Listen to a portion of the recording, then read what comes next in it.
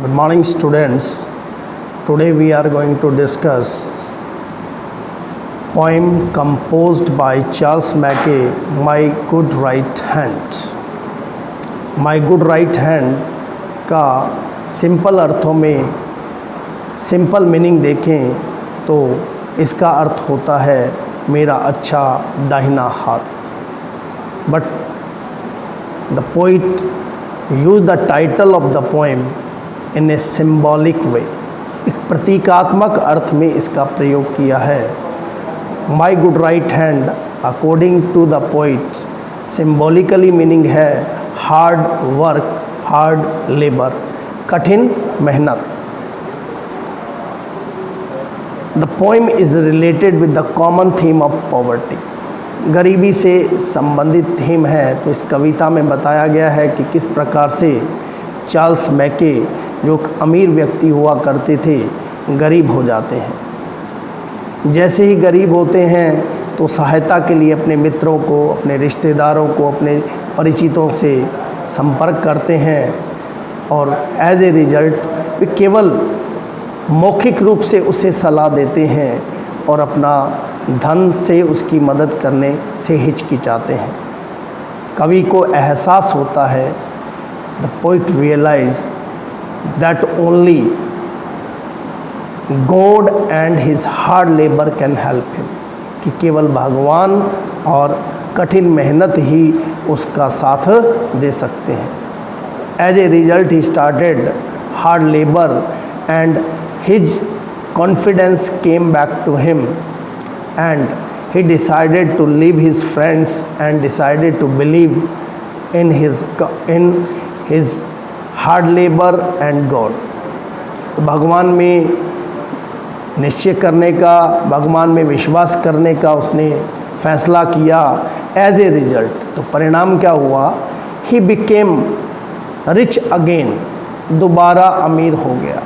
और उसके पुराने मित्र इस उम्मीद के साथ वापस उसके पास लौटने लगे कि उनके बुरे समय में कभी उनकी मदद करेगा.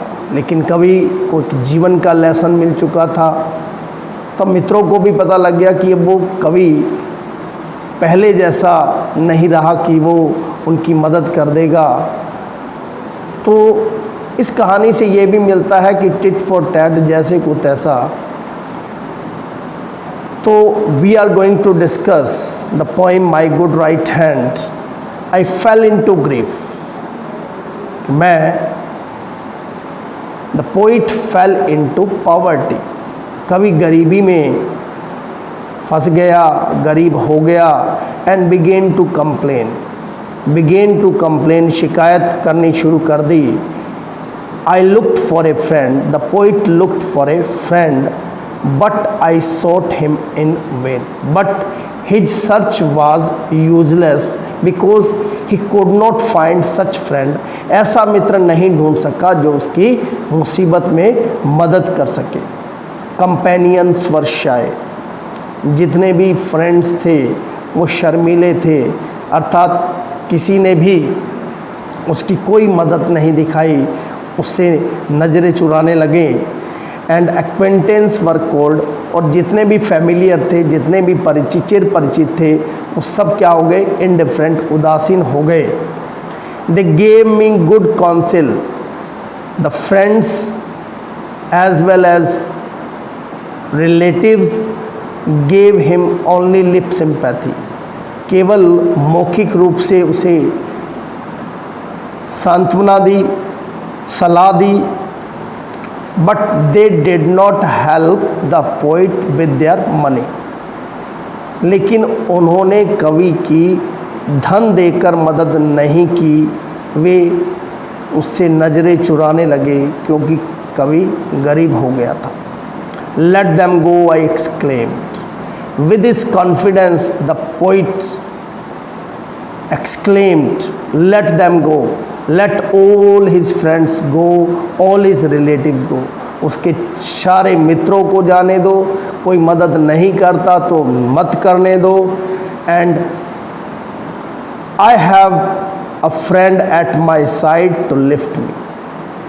Then he realizes that he has a friend at his side, कि उसकी साइड में एक मित्र है, to lift him, to lift means boost, उसका साहस बढ़ाने के लिए, करेज बढ़ाने के लिए, and aid me and help him, उसकी मदद करने के लिए, वट एवर बिटाइड, चाहे कुछ भी घटित हो जाए।